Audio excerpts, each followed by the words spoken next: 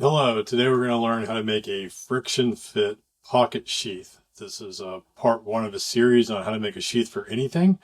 Um, Basically what we're going to be making today is similar to the little pocket or sleeve that you use to cover a chisel, but we're going to make it for a leatherwork knife. So this could be used for chisels or any other cutting tools that are flat ended that have a blade on the end. We're going to be going over parts of a sheath. We're going to be going over how to design a sheath. And also, this is going to be glued construction, very simple. I know it sounds simple, but it's going to be a lot of fun. You're going to learn some things that you may not have known.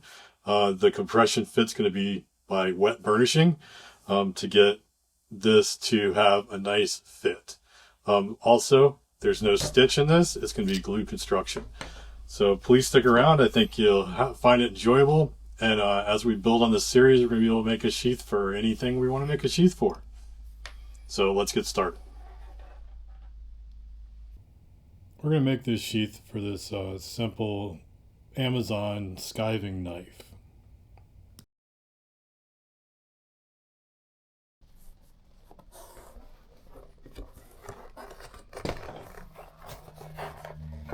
We need some veg tan. We're going to have a really firm temper.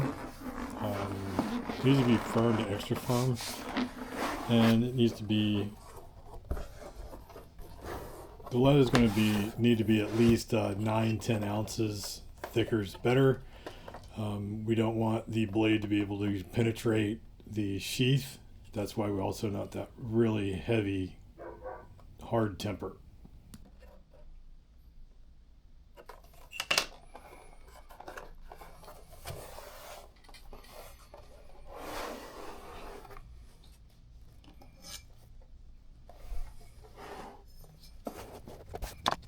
Okay, we're going to need 3 pieces. So we're going to cut a strip now. And out of these 3 pieces, when we go to measure that, we need the width of the blade plus the welt. So we want at least a 1/4 inch on each side, roughly, to allow for the welt. So that'll also give you lines for stitching if you do decide to stitch, or for the glue up. Most sheaths are composed of 3 parts. You're going to have a front, a back, and a welt. The welt is the part that we sandwich between the blade rides in. So that welt or border around is going to be a protection for the seams. It's going to be a protection for the blade, and it's going to make up the cavity that the blade is going to sit in, so that the blade doesn't have direct contact with the way that we adhere or stitch. This is one I made earlier. This is why I'm making another one. It was the temper wasn't heavy enough, so in the process of fitting the sheath, it actually cut right through it. So we want to make sure we're using a very firm temper leather when we're doing this. Like I said, we're going to need 3 pieces, all the same size. I measured with the 1/4 inch welt, and then also from the handle on this one, the handle out to the tip plus the welt, so that the knife would stop itself when the handle abuts it.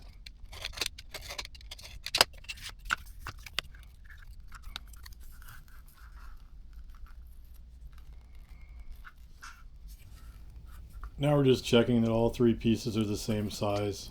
Try to pick which one looks good for the outsides, for the two, kind of like it's going to be a sandwich. So the welt, think of the welt on like a hamburger as being the hamburger patty, and then we've got a front and a back, which will be the bun.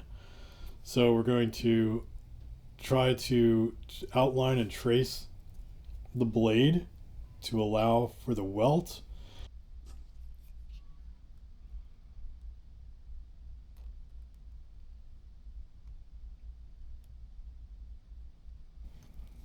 And we look at this blade here.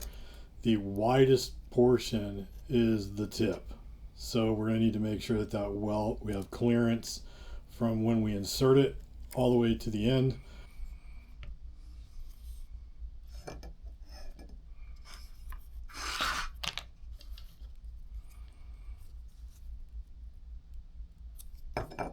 So we're going to start off by making an outline, and then we're going to square up those sides, because what we don't want is to be cutting into the wilt, or once you get it in, it's difficult to get out.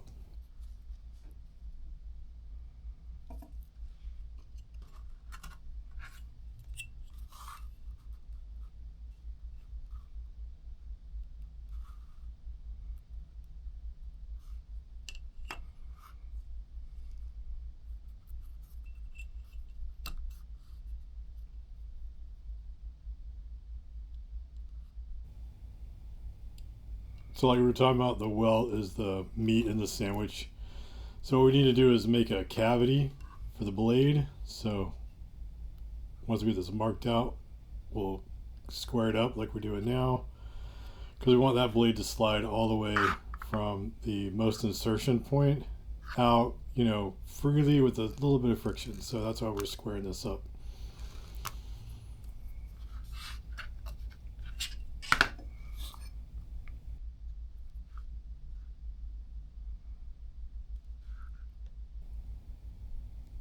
Once we get that done, it's always a good idea to check. Then we'll go ahead and get that cut out.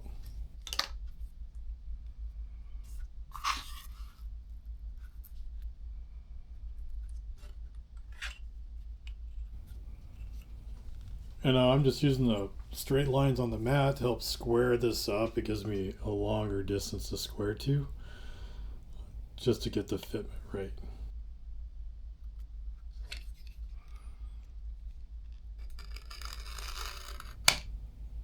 With this really thick, firm tempered leather, it's important to try to not cut straight through it. It's just so hard to cut. I mean, that's what we want, so that the blade can't cut through it, and we're protecting the blade from the outside and protecting people from the blade when it's not in use.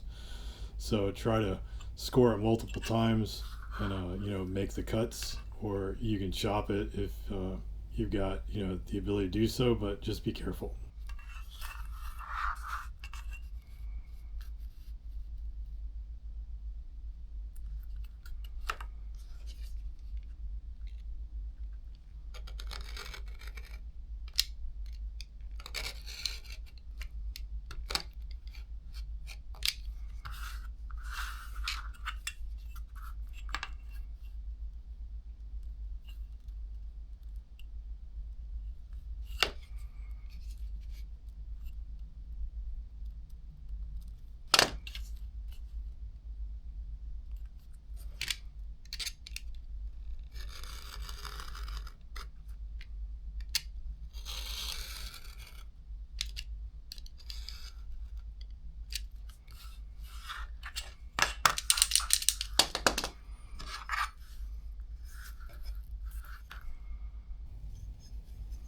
And here we're going to use the skiving knife so that we can chop into the corners, so that we don't accidentally overcut and have to start over with a new welt.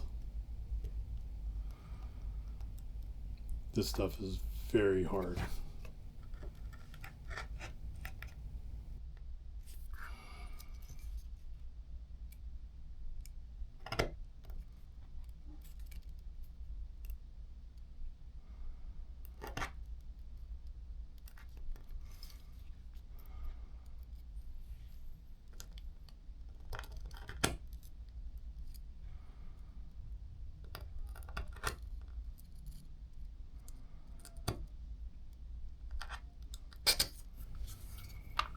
And that's our welt. Effectively, it's just a border around the outside of the blade. Just going to try and clean it up a little bit so there's no impedances when we go to glue it up. We don't want any little scraps that are hanging over.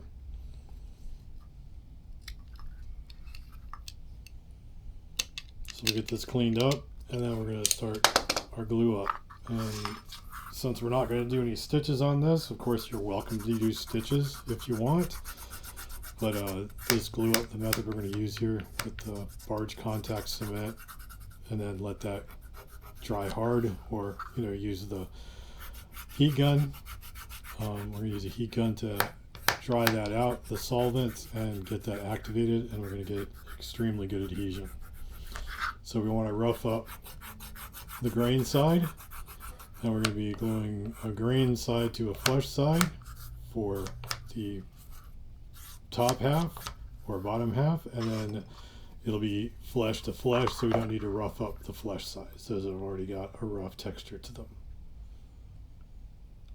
So we're just going to line this up, make sure that we didn't distort this too much, because if we closer we're going to line up the edges, we'll make the glue up easier. That's why we try to have 3 uniform size pieces to start with.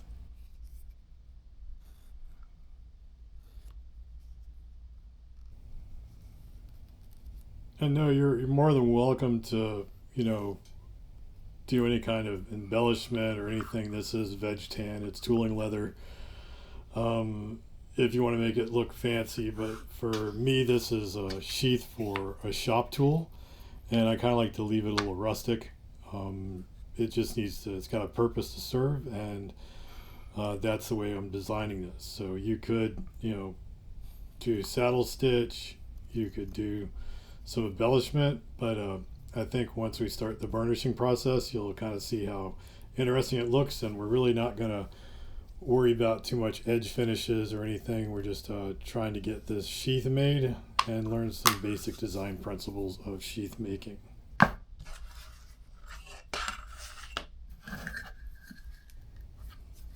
Now I'm using a barge contact cement here. I know that not everybody likes to use it.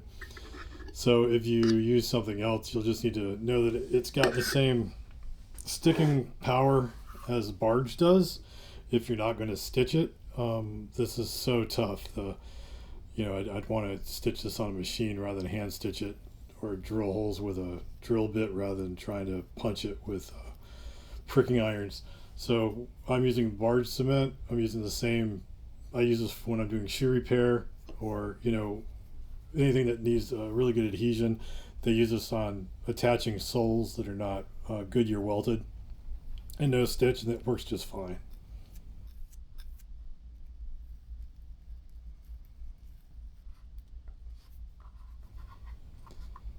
So when using the barge, and you need a really, really good seal, not just to keep it together while you're doing layout and whatnot, or punching with stitching irons. So when you put the barge on, you want to let the barge dry.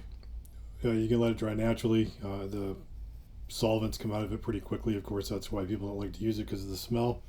I've got pretty good ventilation in here.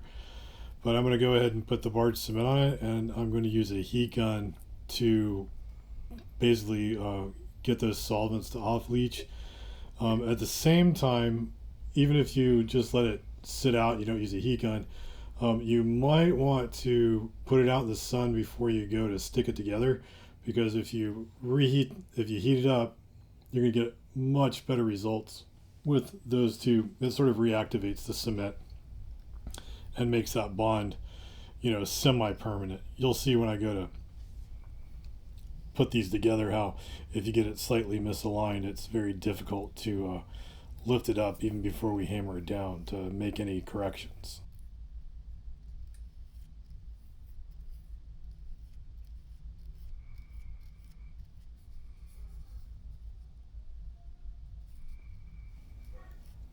When you're doing shoes and shoe soles, you usually do 2 coats of the contact cement. Being for this sheath being so small, and the seams are going to be glued together, are really not going to come in contact with the blade. We don't have much to worry about it pulling apart. So it's only necessary to put 1 coat of the barge on, just a reasonably thick coat where it absorbs down into the leather. As you can see, the leather changes colors. So, you can see that it is penetrating into that flesh side.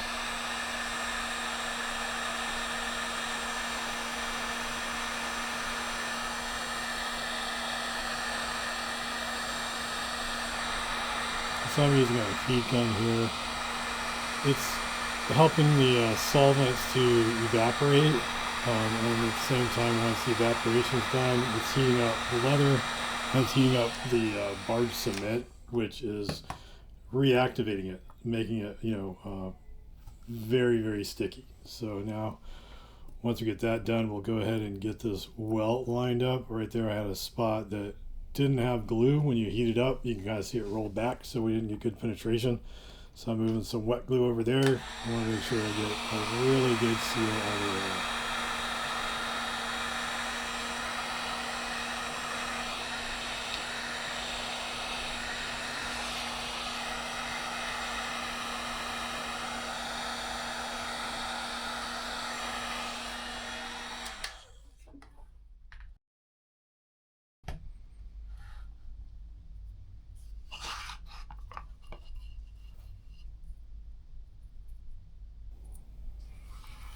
So we're going to line this up.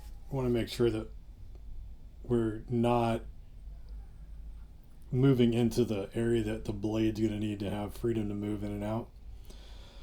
So be really careful when we go to glue this down. Since we do start off with 3 identical size pieces, it's easy to line up the outside edges since we did test it, with the blade before.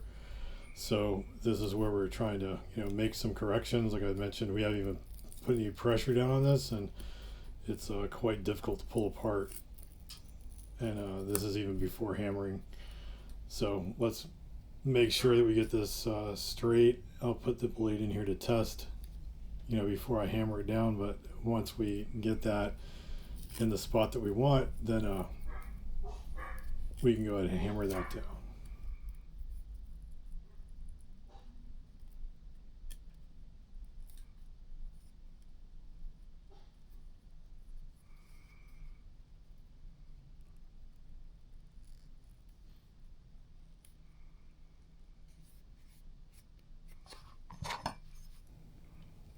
You're going to want to test fit the blade, make sure you have the clearance. This one looks pretty good. It's a little tight, but right there at the opening, but otherwise it's in good shape. When we do some of the wet forming and compression fit, for the compression fit, a lot of this is going to move around, so we just basically need it to be able to go in and out.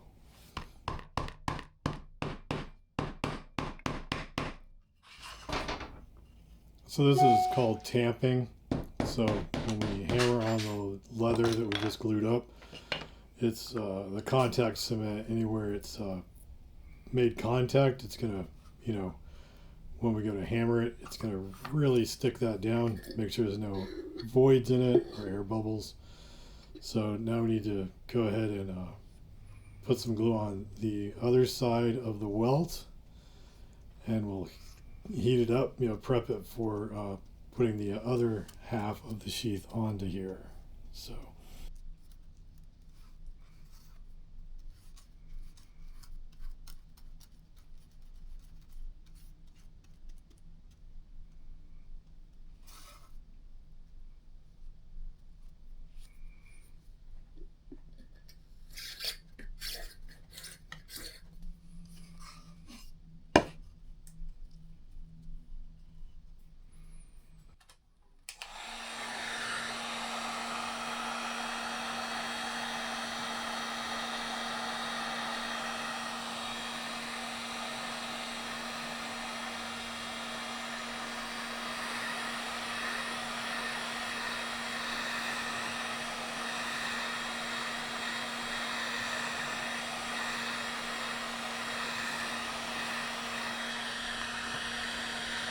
at this point, I decided to get the pieces up off the mat. The heat gun was actually causing the mat to rise in the middle. It's kind of hard to see on camera, but just put too much heat in the mat and it wanted to rise up and distort it. So put it on something to get it off the mat to use the heat gun. So now we're going to try and fit this and get it glued up.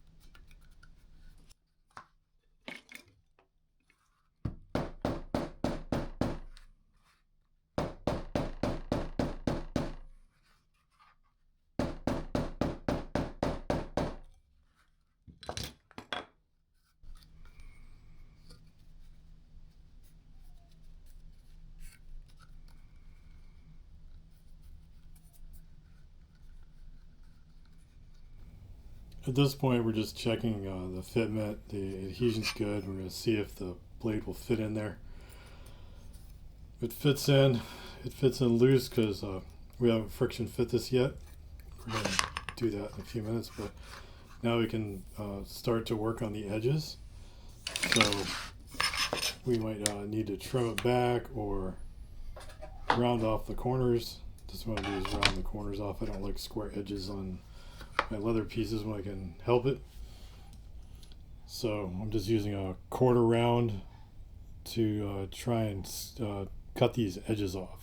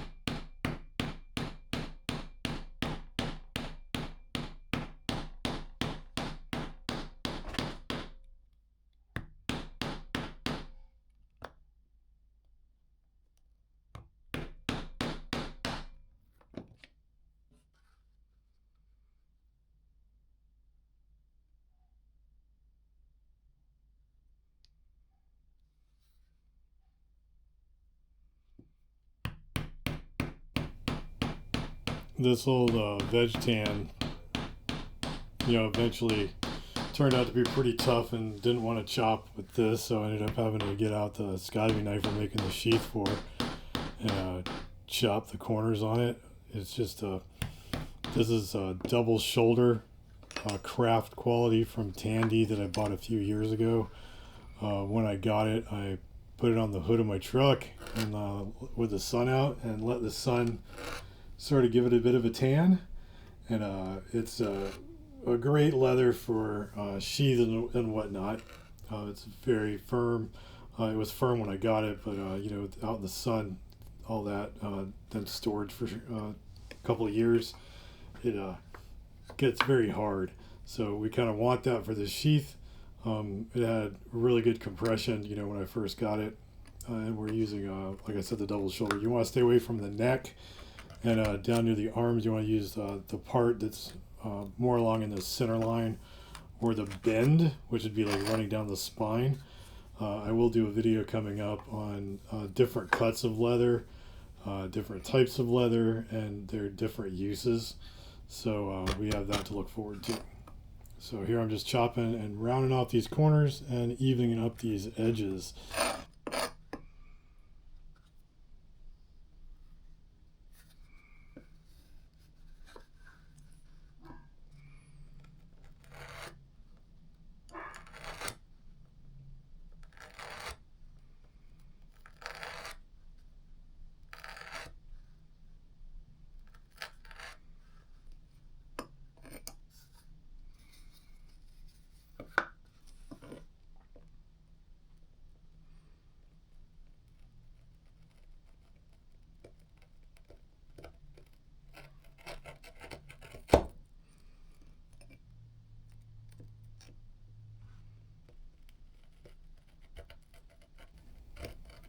In a scenario like this where it's very, very tough leather, it's better to put that blade edge down and then roll into it and take little nips off to try and get the corner, the edge, whatever you're trying to do, but take little nibbles off and trying to keep it square. You can always come back and sand it to get those edges clean, but I kind of like a knife cut. It's usually very smooth.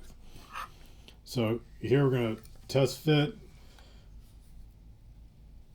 make sure everything's looking good,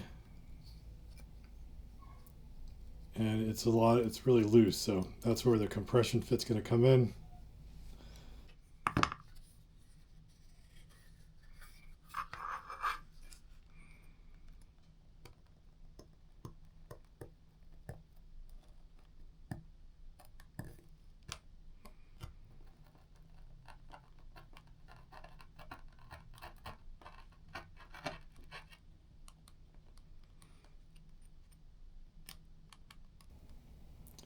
Just as an example how hard this leather is, this knife, I'm having a real tough time getting through the this leather. But if you remember back where I had used some less firm and less dense leather, I went to stick the knife in it, and the knife just shot right through the sheath. So this knife is wicked sharp. You can go back and watch one of my sharpening videos about how to sharpen. So this is one that we got to, just rip and sharp.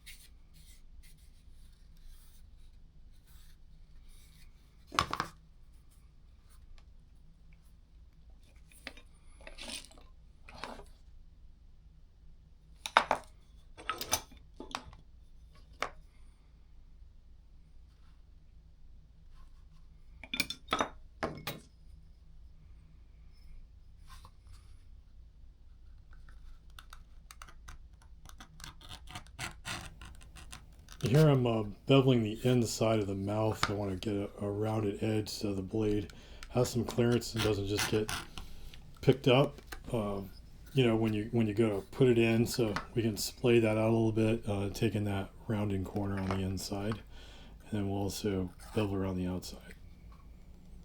Putting the skiving knife on the inside so that I have a hard backing to do the edge beveling on the outside. Otherwise, you need a hard back, something hard behind it to be able to use a beveler. Well, now that we got those edges squared off and fairly even, we can go ahead and round off our, use an edge beveler for the all around the outside. I'm going to use a fairly coarse one here. It's a number 1, but it's you can't always go by the numbers on these things. This one's a number 1, but it's also one of those inexpensive Amazon corner bevelers. But we're going to use this, just get a nice little round over. If you don't have one, you can certainly use a razor blade, or safer yet, you can use some sandpaper and just sort of take the corners off of the edges, because when we go to start burnishing and finishing the edges on this, if you don't take the corner off, they kind of mushroom out on the edges of the leather. So as you start to burnish it down and get that compressed, it's going to mushroom out the sides. So it's a good idea to take the corners off, so when you go to do it, you can get smooth rounded corners.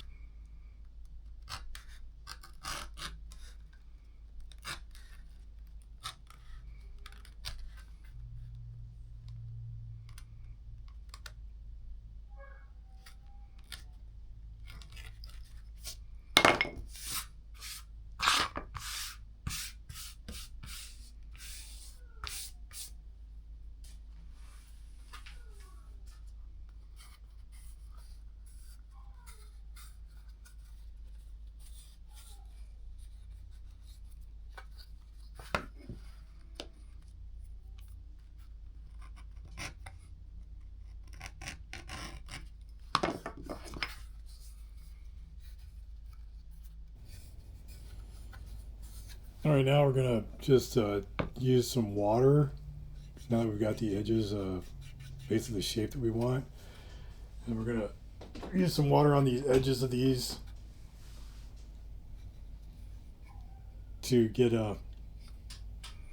sort of compress the fibers and get this in. You don't want to use toconol at this point. You don't want to use wax because we're still going to wet this for the burnishing process of fitting this to make it a friction sheath. So only use water at this point. When we're all done and we've got it fitted, then you can go back and use something that might be a resistant, like an oil or toconol or any type of gum to use on the sides. So right now we're just going to water burnish to sort of refine these edges a little bit. You don't even need to do this since this is a kind of a working sheath. It's just I did this to keep the dust from getting into it. It's going to compress the fibers on the outside edges and make it harder for dirt and oil to get into the ends of the cut areas of the leather. So you can do this however you want. Just make sure not at this point. Do not use anything that's going to be resistant, such as toconol, oils, waxes, anything. You can always do that when we're completely done.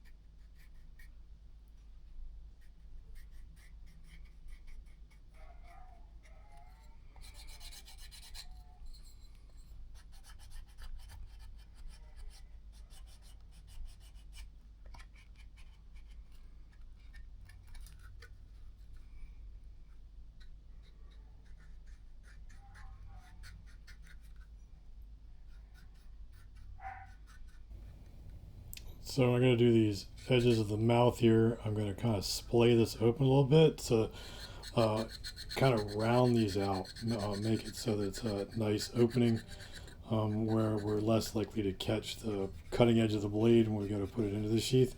So kind of work the inside, go ahead and put that in there and get those open, kind of making it a mouth and rounding those inside edges.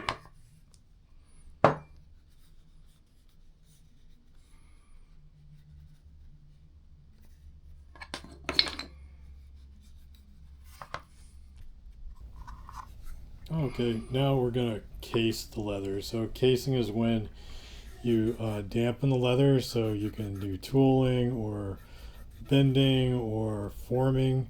So we're going to start out just with a light amount of water, and we just want to make sure that we're getting a good coating. If you'd used wax at this point or any kinds of oils, it would have been a resist and our leather would not all move together. So we're going to go ahead and get this with multiple coats on here. And sort of get this ready to submerge it. We're going to go ahead and soak this thing. I'm actually going to dip it in there. And like I said, this is some old hard leather, very, very stiff. Even as long as it's, a very firm and compressed leather, you're going to have difficulty getting all the water in it. So we're going to go ahead and do this eventually. Once we get sort of some good saturation, I'm actually going to fill this thing up with water and let the water soak into it.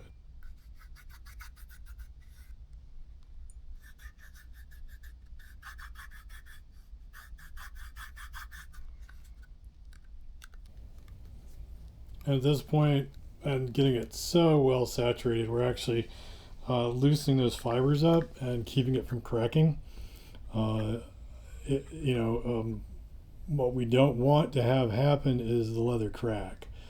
So as we do this, the leather itself is going to get more and more like clay, and that's what we want so that we can do the burnishing to fit this. Now, it might be hard to see, but I filled that up almost at the top, and that leather is just drinking that water up.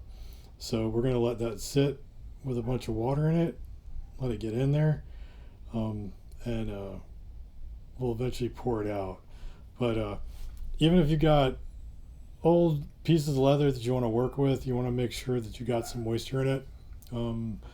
So that's why we condition or put oils or anything before we start working with like antique leather to try and do a repair or anything. You're going to want to get that leather pliable before you do too much work to it. So dust it off, clean it up, and then you can do it. So this is pretty well saturated at this point.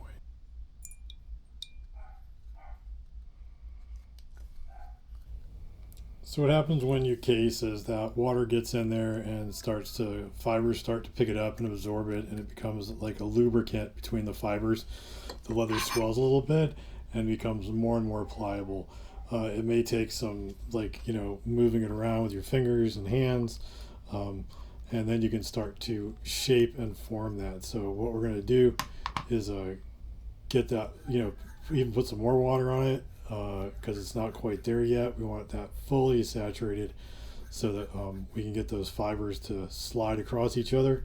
Once we've got it saturated and it's workable, that's when we're going to start doing some burnishing to make the friction fit. And once you've done that and you've done the friction fit, when that dries out, those fibers are all going to tighten back up since there's no lubricant between them, and it's going to hold that shape. The nice thing about this process, if you don't eventually put a lot of oil in it, you can't put some, but you can come back and do this later. You can do this with oil in the leather, but it's going to, spring back because the oil is going to saturate. That's not going to evaporate out as easily. So I probably will just let, the use of work. So basically what I'm doing now is I'm using something hard to run around that welt and compress that leather into the middle, so basically closing the pocket, and we want to get that so it's closed. You can see it's much narrower and it's more difficult to get the blade in, so you want to be careful because now that leather is softer, it's easier to cut. So we'll put the blade in there and we'll kind of burnish around the edge, getting up close, and rub them with some pretty good pressure. You just don't want to scratch or scar the leather. And you can use anything. You can use your fingers to do this. I've done it with my fingers. You could use a bone folder, any piece of wood that's smooth. You could use the end of a ballpoint pen. So anything to get that. And we're basically just trying to form that leather and get it as tight as we can all the way around the blade of the cutting knife. And one of the important things is we're compressing the leather now. We don't want to stretch it. So that's why I'm putting the knife in and then using it, and then I'm taking the knife out, and I'm making sure that I'm compressing the leather on top and I'm not stretching the leather on the back, and working both sides to, and then come back and work the edges. So if you stretch it, it's going to, become larger. The burnishing is a compression. So we're trying to use compression, not stretching, to fit this up. And so when we're finally happy with the shape that we've got, we're going to have to let this sit and dry. If you're using carbon steel, you're going to want to wrap it with saran wrap before you do this process. This is stainless, so we don't have to. So we're just going to leave this for about 2 hours to sit. And this is a couple hours later. You can still see that it's a little dark in middle areas, but it's cool to the touch and damp, but not wet. So depending on the humidity, you might want to let it dry a little bit longer. So now we're just going to start burnishing, and that's going to make it rich. I had done a little bit of a test beforehand, and that's why this side looks as dark as it does.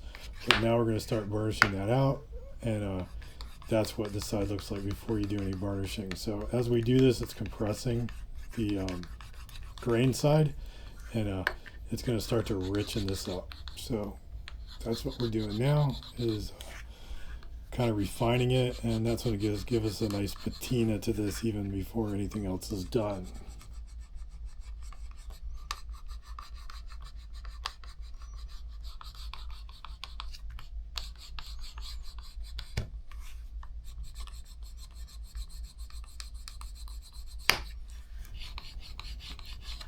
The more that we burnish, the richer these colors of this natural veg tan are going to come out.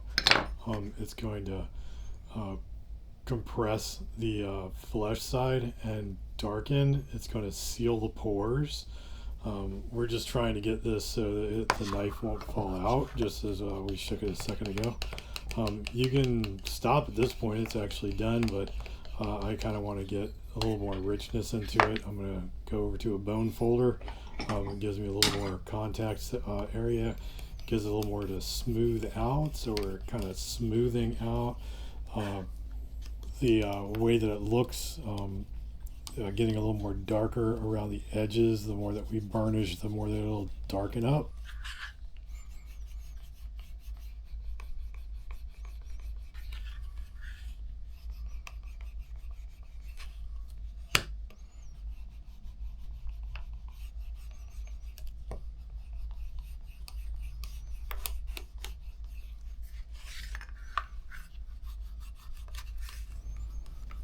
So basically we're just refining the appearance by trying to darken it up. I'm going to continue to burnish this. When it comes to finishing, I'm going to leave this natural. That's going to make it very easy for me to case it if I need to in the future to tighten the sheath back up. If you wanted to, you could put an oil, but I would suggest more of a oil wax finish, maybe like a Aussie, or some kind of finish that's going to have some wax in it. I would only put it on the outside. If you leave the inside flesh unfinished, that's at least a way that you could once again case it by filling it with water, letting it soak in, and then you'd be able to re-burnish this for a fit if it ever got stretched out. That can happen, but usually it tightens up. It's going to be a long time, unless depending on how much you use it before you need to do that again. If you made it this far, I'm hoping you enjoyed the video, and if you gave it a thumbs up and shared it, that would be fantastic. If you want to follow along with the upcoming tutorials, we're going to be doing a little bird and trout knife. So we're going to do a sheath to hang on a belt. We're also going to do a